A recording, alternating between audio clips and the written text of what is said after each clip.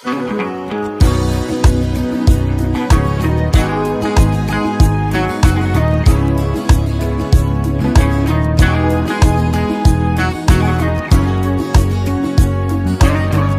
ቅዱስ የያዛችሁ ሰዎች ገላትያ መጽሐፍ ምዕራፍ 3 ቁጥር 14 ያለውን ቃል አብረን ዛሬ ከዚህ መነሻ አድርገን የእግዚአብሔርን ሐሳብ አጭር ሰዓት ውስጥ እናይና ከዛ ለብዙ ሰዎች መጸለይ ፈልጋለሁ።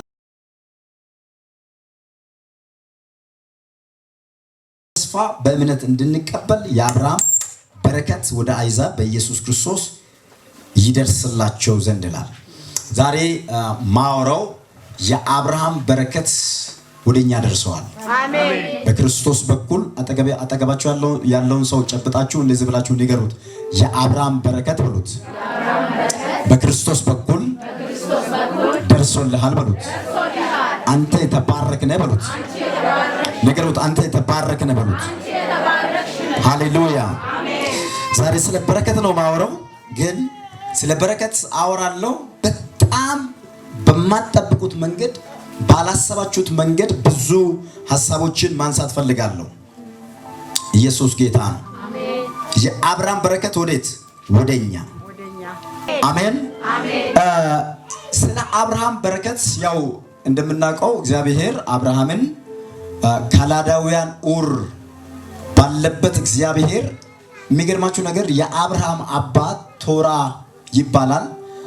አብርሃም እንዲሁም ደግሞ የአብርሃም ቤተሰብ አጠቃላይ የባዕድ አምልኮ የሚያመልኩ ናቸው። የባዕድ አምልኮን የሚያመልኩት እና የሚገርማችሁ ነገር ከዛ መካከል እግዚአብሔር አብርሃምን ፒክ አደረገው።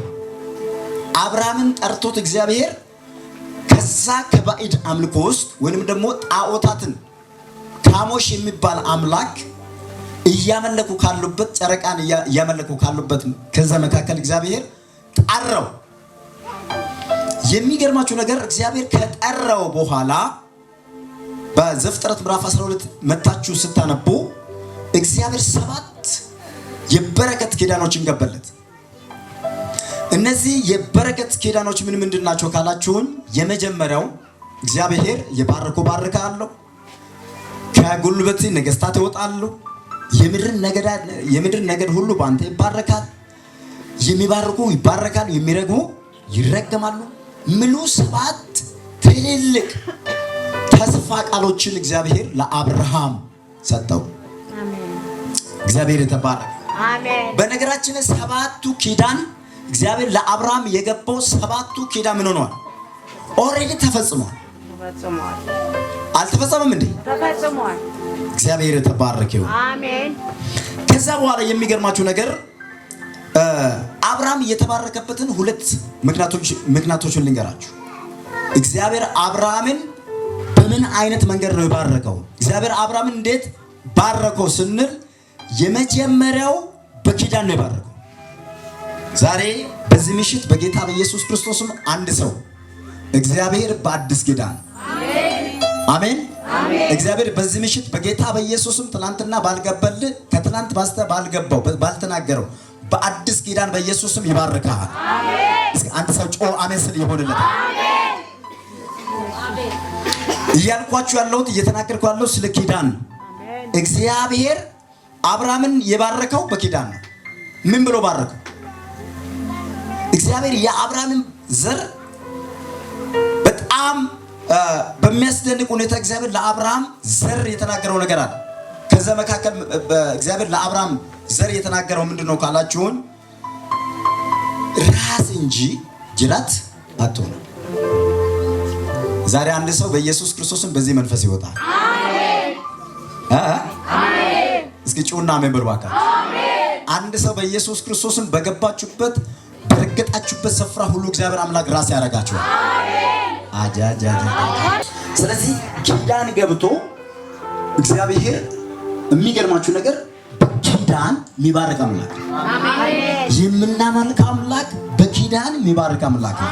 ዛሬ አንድ ሰው እያየው ነው። ያው ጌታ ምስክር እግዚአብሔር ዛሬ በአዲስ ኪዳን በኢየሱስም ባልተለመደው ኪዳን በፈጣን ኪዳን እግዚአብሔር አንድ ሰው ይባርከዋል። አሁን ይናገራል፣ በኢየሱስም ይሆናል። አሁን ያወራል፣ በኢየሱስም ወዲያው ኢንስታንት የሚፈጸምለት ሰው አለ። ወደ በረከቱ በኢየሱስም ዘሎ የሚገባ ሰው አለ። ያዛው ወደ ውሃ ምን ሌሎች ዘሎ ይገባሉ አይደል ያለው? በጌታ በኢየሱስም አንድ ሰው ወደ በረከቱ ዘሎ ይገባል። ውሰድ የኔ ነው በኢየሱስ።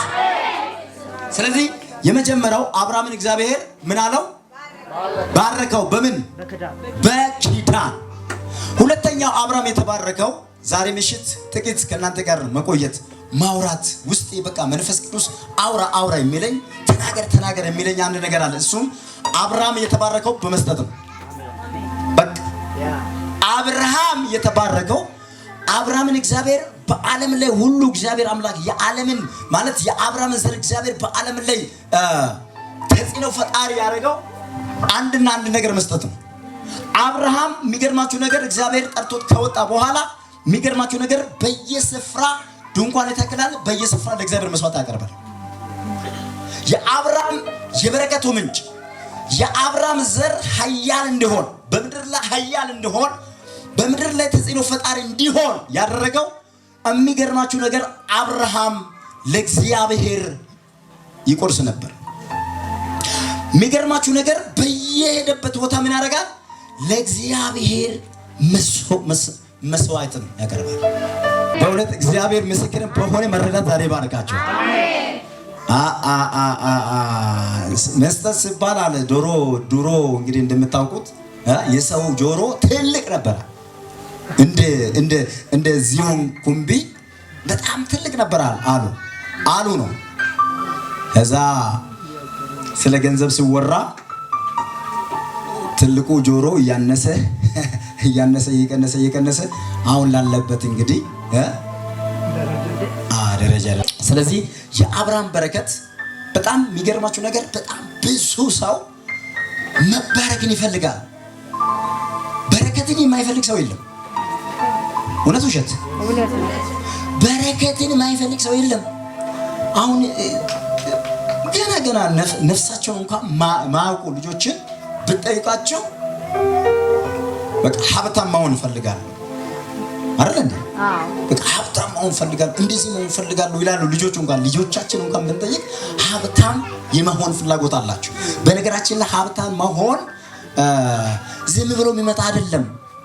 በዘፈቀድ ዝም ብሎ የሚመጣ አይደለም። ዛሬ እሱ ነው ማወራው። ምን ስለመስጠት? ገንዘብ ስለመስጠት። ስለዚህ ብዙ ሰው የሚገርማቸው ነገር በረከት ይወዳል፣ ግን መባረካው መንገድ አያውቅም። የሆነች ጥቂት እውቀት ውስጡ አለች፣ የሆነች ጥቂት ነገር ውስጡ አለች። ግን የሚገርማችሁ መረዳት ባለበት በነገራችን ላይ ይሄ አእምሮ በዚህ አእምሮ ውስጥ መረዳት ከሌለ ይሄ አእምሮ በመረዳት ካልተለወጠ ከባድ ነው። ሌላው ይሄ ፊዚካላችን ይሄ አካላችን የሚገርማችሁ ነገር ይሄ ካልተቀየረ ዝም ብሎ ነው። ይሄ ዝም ብሎ ሬሳ። ይሄን ዋና የሚገርማችሁ ዋና የሰውነት ክፍላችን ይሄ ነው፣ አእምሮአችን ነው። ዛሬ በጌታ በኢየሱስ ክርስቶስም የኔና የእናንተን አእምሮ እግዚአብሔር በቃሉ መንፈስ አሜን፣ በራሴ ቃል በቃሉ መንፈስ እግዚአብሔር ይለውጣል። ጩና አሜን በል በኢየሱስ። ስለዚህ አብርሃምን እግዚአብሔር የባረከው በሁለት ምክንያት ነው። አንደኛ እግዚአብሔር አብርሃምን የባረከው በኪዳን ነው። ምን ብሎ? ራስ እንጂ ጅራት አትሆንም፣ አበዳሪ እንጂ ተበዳሪ አትሆንም። ይሄ የሚገርማችሁ ነገር የኔ ቃል አይደለም። ይሄ የእግዚአብሔር ቃል፣ እግዚአብሔር ለአብርሃም የገባው ኪዳን። ክብር ለኢየሱስ ይሁን። ስለዚህ በጌታ በኢየሱስ ክርስቶስም እግዚአብሔር በዚህ በረከት ይባርካችሁ። አንድ ሰው ሰጪ ይሆናል። አንድ ሰው የአንድ ሰው እጅ እና አሁን ትምህርቱ ነው የሚያስተምራችሁ። እጃችሁን ከፍ አድርጉልኝ። የአንድ ሰው እጅ ከታች አይሆንም። የአንድ ሰው እጅ በኢየሱስም በላይ ይሆናል። በኢየሱስም በላይ ይሆናል። ጃዳጋ ጮና አበበን አቻይ ዛሬ እግዚአብሔር ምስክርን በዚህ ቃል እግዚአብሔር በኃይል ይባርከናል። በኃይል ይባርከናል። ክብር ለኢየሱስ ይሁን። ና የሚገርማችሁ ነገር አብርሃም በመስጠት እንደተባረከ መጽሐፍ ቅዱስ ይናገራል። የአብርሃምን ዘር ወይንም ደግሞ በትንሹ እስራኤል ላውራላችሁ። እስራኤል እንግዲህ የአብርሃም ዘር ነው አይደል? እግዚአብሔር የተስፋውን ቃል እግዚአብሔር በይስሐቅ በኩል አጸና። ከይስሐቅ ቀጥሎ ደግሞ እግዚአብሔር ያዕቆብን አመጣ። ከያዕቆብ ቀጥሎ ምን እስራኤል መጣ። እስራኤል ከመጣ በኋላ አንድ ነገር ልንገራችሁ። እግዚአብሔር የአብርሃምን ዘር እግዚአብሔር በዓለም ላይ ኃያል አደረገ። በጣም ሁልጊዜ የምደነቅበትን ነገር ልንገራችሁ። በዓለም ላይ ከአሜሪካን ጀምሮ እጅግ በጣም የምትፈራ ሀገር እስራኤል ነች። በዓለም ላይ ካለው ሰው ብዛት የመጨረሻ የሰው ብዛት ትንሽ የምትባለው እስራኤል ነች። የሚገርማችሁ ነገር በ1917 በጀርመን የዘር ጭፍጨፋ ተደርጎ 5 ሚሊዮን ሰዎችና 2 ሚሊዮን ህፃናት የዘር ጭፍጨፋ በሂትለር በኩል ተደርጎ ነበር። ያው ብዙዎቻችሁ ታሪክ የምታውቁ ይመስለኛል። እና ሂትለር የሚገርማችሁ የዘር ጭፍጨፋ አደረገ እስራኤላውያን 5 ሚሊዮን እና 2 ሚሊዮን ህፃናት የዘር ጭፍጨፋ አደረገ። እግዚአብሔር የተባረከ ይሁን። አሜን። ከዛ የሚገርማችሁ ነገር እግዚአብሔር የገባው ኪዳን ስላለ የእግዚአብሔር መለኮታዊ ሐሳብ በዚህ ከእስራኤል ጋር እግዚአብሔር የገባው ኪዳን ስላለ የሚገርማችሁ ነገር የእግዚአብሔር ኪዳን በእናንተ ላይ ካለ የእግዚአብሔር ሐሳብ ካለ ምንም አይነት ውጊያ ብነሳ እየጨመራችሁ እየበዛችሁ እየገዛችሁ ትሄዳላችሁ እንጂ እግዚአብሔር ምስክሬ ነው፣ ጠላት ያለው በእናንተ ላይ አይሆንም። አረ ውሰድ በኢየሱስ ክርስቶስ ውሰድ። እንግዲህ ጠላት በሂትለር በኩል በቃ አጥፍቼዋለሁ፣ ይህንን የቃል ኪዳኑን ዘር ምን አድርጌያለሁ በቃ አጥፍቼዋለሁ ብሎ ስል እግዚአብሔር አምላክ በሚገርም ሁኔታ በ1948 እስራኤል የሚባል ህዝብ መንግስት መሰረተ። በ1948 መንግስት ስታብሊሽድ ሆነ። እንግዲህ 5 ሚሊዮን እና 2 ሚሊዮን ህፃናት አጠቃላይ 7 ሚሊዮን ህዝብ የዘር ጭፍጨፋ ተደርጎ እግዚአብሔር ቃል ኪዳኑን እንደገና እግዚአብሔር ሲያንሰራራ ከዚህ ሁሉ ውድመት ተነስቶ እግዚአብሔር አምላክ ምን አደረገ? ህዝቡን ባረከው። አሜን። እስቲል ነው የሚገርማችሁ እስከ አሁን እስራኤል የሚባል ህዝብ እስከ አሁን ጥቂት ነው። 10 ሚሊዮን አይሞላም። አሁን ባለው ስታተስ አሁን በተደረገው ጥናት የሚገርማችሁ 10 ሚሊዮን ህዝብ አይሞላም የእስራኤል ህዝብ። ግን የሚገርማችሁ ሀያላን አሜሪካውያን ይንቀጠቀጣሉ ስለ እስራኤል። አንድ ሰው አለ በጌታ በኢየሱስ።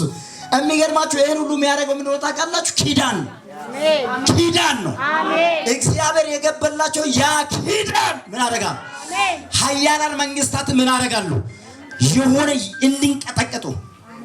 የሚገርማችሁ ነገር አንድ ሰው እያየሉ ምንም የለህም ማለት ምንም የለም፣ ዘር የለም፣ ገንዘብ የለም፣ እውቀት የለም። እግዚአብሔር ምስክሬ ነው። ዳና ልብስ የለም። ያው ጌታ ምስክሬ ነው። ሰፈር ላይ ያለው ጅኒ ይፈራሃል። አሜን። አረ ተው ውሰድ በጌታ በኢየሱስ። ሰፈር ላይ ያለው ጅኒ በኢየሱስ ይፈራሃል። ጩና ውሰድ በጌታ በኢየሱስ። እስኪ ይፈራ ለበራከት። የሚገርማችሁ ነገር በዓለም ላይ ያሉ ኩባንያዎች እነዚህ የጉግል ኩባንያዎች፣ እነዚህ የፌስቡክ ኩባንያዎች፣ የኢኖቬሽን ኩባንያዎች ትልልቅ አሉ የተባሉ ኩባንያዎች የነሱ የአይሁዶች የጥናት ውጤቶች ናቸው። የነሱ የጥናት ውጤቶች ናቸው።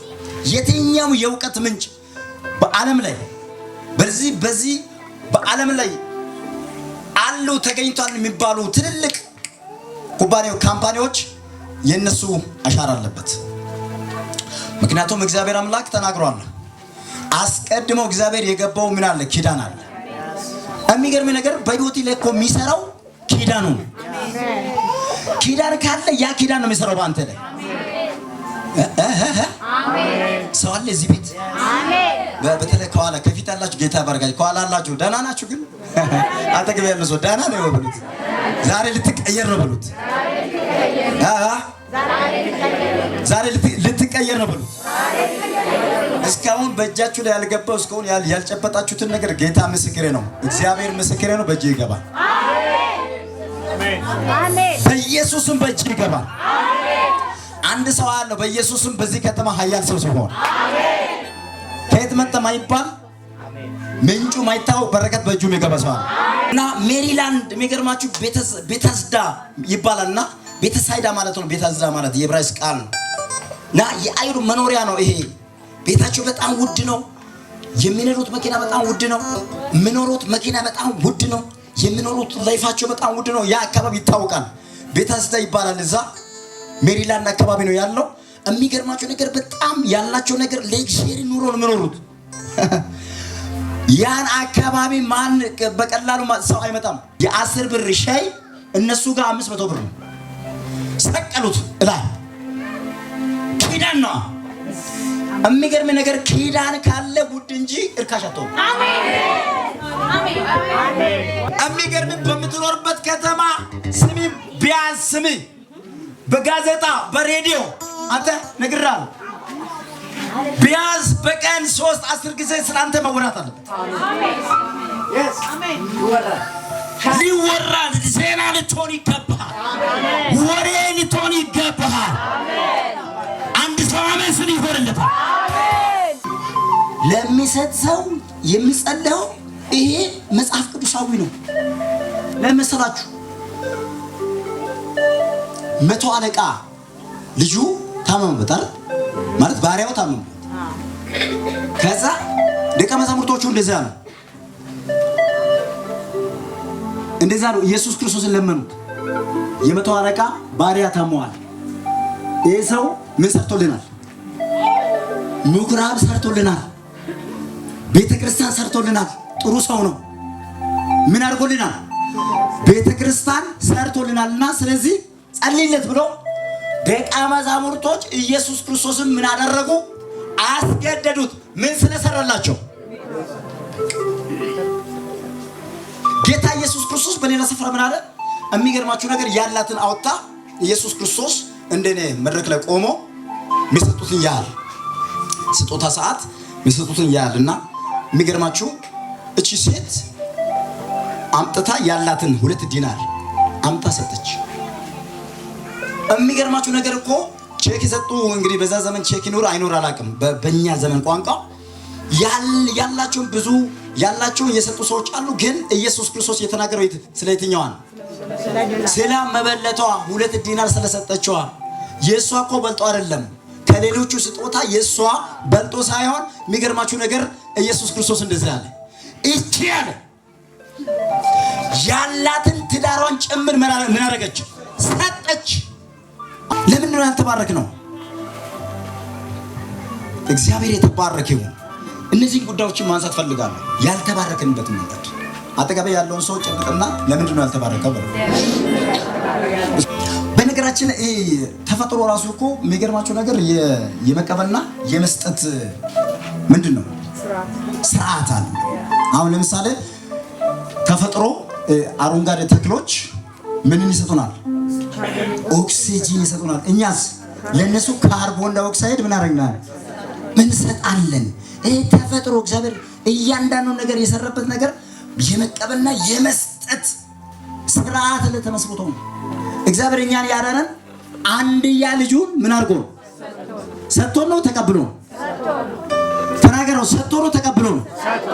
እግዚአብሔር አንድያ ልጁን ምን አደረገ? ሰጠን።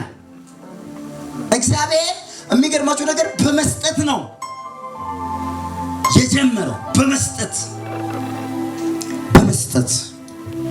በነገራችን ላይ የመጀመሪያ ሰጪ እግዚአብሔር አጠገብ ያለው ሰው የመጀመሪያ ሰጪ እግዚአብሔር ነው ብሎ መስጠት ካንተ አልተጀመረም ብሎ መስጠት ካንተ አልተጀመረም ብሎ የመጀመሪያ ሰጪ እግዚአብሔር ነው ብሎ ጤንነት ሰጥቷል ብሎ ልጅ ሰጥቷል ብሎ ትዳር ሰጥቷል ብሎ በረከት ሰጥቷል ብሎ አእምሮ ሰጥቷል ብሎ እውቀት ሰጥቷል ብሎ እግዚአብሔር ያልሰጠ ምንም ነገር የለም ብሎ አንድ ሰው አሜን ሲል ይሆንለታል። አጠገብ ያለው ሰው ጨብጠ በመስጠት አትቆጭ ብሎ ምሳሌ 20:25 ሰው በችኮላ ለእግዚአብሔር የተቀደሰ ነው ብሎ ብሳል ከተሳለም በኋላ ብጸጸት ወጥመድ ነው። ሰው ለእግዚአብሔር ይሄ ነገር የተቀደሰ ነው ብሎ ብሳል ከተሳለም በኋላ ያ ነገር በመሳል ለእግዚአብሔር ነው ብሎ ያንን ነገር በመለየቱ ብጸጸት ምንድነው? ወጥመድ። ከዚህ ወጥመድ እግዚአብሔር ይታደጋችሁ። አሜን። በጥቂት የሚዘራ በጥቂት ደግሞ ምን ያደርጋል? ያጭዳል። በበረከትም የሚዘራ በበረከት ያጭዳል። በጥቂት የሚዘራ በምን? በጥቂት የሚያጭዳውም በጥቂት ነው። በበረከት የሚሰራ ደግሞ በበረከት ምን ያደርጋል? አያያያያ ዘራ አለው በብዙ የሚያጭድ አካዳ በዚህ ሳምንት እያየው ነው። በዚህ ሳምንት የምታጭድ የሚሰበሰብ እርሻ፣ የሚሰበሰብ አዝመራ፣ የሚሰበሰብ እህል ውሰር በጌታ ጠላት ያዘውን ጠላት ያከማቸውን ጠላት የሰበሰበውን በረከት ሀብት እግዚአብሔር ምስክሬ ነው። ቃል አወጣለሁ እናገራለሁ በኢየሱስም በጌታ ተጠርቶ በረከት ተጠርቶ በእጅ ይገባል። በረከት ተጠርቶ በእጅሽ ይገባል። ውሰር በኢየሱስም አዝግዩ መንፈስ ይመታለሁ። አሜን በል። ነገርን ያሰረ በረከትን ያሰረ መንፈስ ይመታለሁ። አሜን በል። ውሰር በጌታ በኢየሱስ አንተ አውጃለሁ። ልጆች በኢየሱስም ባለጠጋ ይሆናሉ። ዘር መዘር ባለጠጋ ይሆናል። ያንተ ልጆች ሳይሆኑ ያንተ ልጆች ለማኝ አይሆኑም። ያንተ ዘር ለማኝ አይሆንም። ውሰር ዘለው ውሰር በጌታ